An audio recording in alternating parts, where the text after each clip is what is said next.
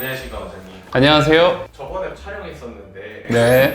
그 치아 교정이라는 게 기능적으로 문제가 되는 분들은 가능하면 좀 받아야 된다고 말씀을 하시더라고요.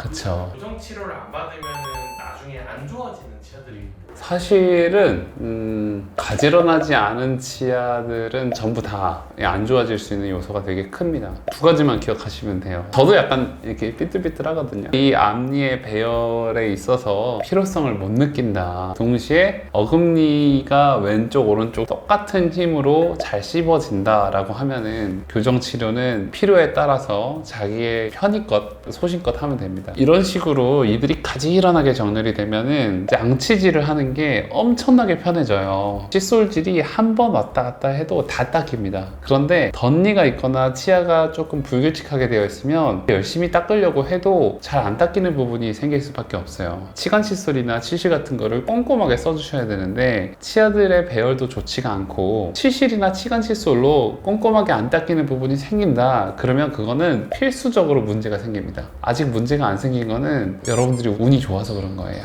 절대로 문제가 안 생길 수가 없고요. 나이가 들면서 더 심해집니다. 그래서 교정 치료는 사실은 이제 내가 필요성을 느끼면 하는 거겠지만 치아들이 삐뚤어지는 느낌이나 어떤 양치질이 안 되는 부분이 생기기 시작하고 그쪽으로 치석이 많이 쌓이고 양치질할 때 피가 나고 이런 증상이 나타나게 되면 교정 치료는 사실 건강을 위해서 꼭 하셔야 되는 치료라고 생각을 해요. 방치를 하게 되면은 어떤 문제들이 대표적으로 치아들이 처음에는 가지런하다가요 하나가 삐뚤어져요. 항상 환자분들이 하는 얘기를 해요. 제가 젊었을 땐 이 정도는 아니었거든요. 얘가 갈수록 튀어나와요. 그러니까 나이가 먹었잖아요. 나이가 들면서 어떤 일이 발생하냐면 치아들은 기본적으로 약간 앞으로 경사가 져 있어요. 점점 앞으로 밀립니다. 이거를 전문적인 용어로 생리학적 근심 이동, 메지얼 시프트라고 하는데 씹는 힘 때문에 치아들이 점점 앞으로 밀리는데 그러면서 아랫니들이나 앞니들이 균형감이 깨져버리면 어느 순간 그쪽으로 파고듭니다. 그래서 약간 삐뚤어져요. 거기서부터 치석이나 치태가 생기고 관리가 안 되는 게 시작하면 그쪽으로 잇몸이 녹아내려가요. 나중에는 발치를 해야 되는 경우가 생기고 그 전에 빨리 조기에 교정 치료를 하게 되면 다시 원상태로 복귀시키고 뒤에서 미는 힘을 막아줄 수 있는 힘을 줄 수가 있죠. 아랫니를 가지런하게 핀 사람들 중에 이 아랫니가 하나가 많이 튀어나와서 잇몸이 쭉 내려가서 빨리 교정을 해서 잡아준 경우가 있고 80대 중반 할머님 분 있어요. 이미 너무 많이 잇몸이 내려가서 어쩔 수 없이 뽑아내고 남아있는 치아들을 가지런하게 교정을 해서 위생관리를 편하게끔 해서 마무리를 한 분이 계시는데 중년이나 아니면 노령 환자분들 뭔가 위기감을 느끼고 잇몸도 안 좋아지고 관리가 안 된다고 싶을 땐 빨리 개입을 해야 된다는 거를 적절한 예시로 보여드릴 수 있을 것 같아요.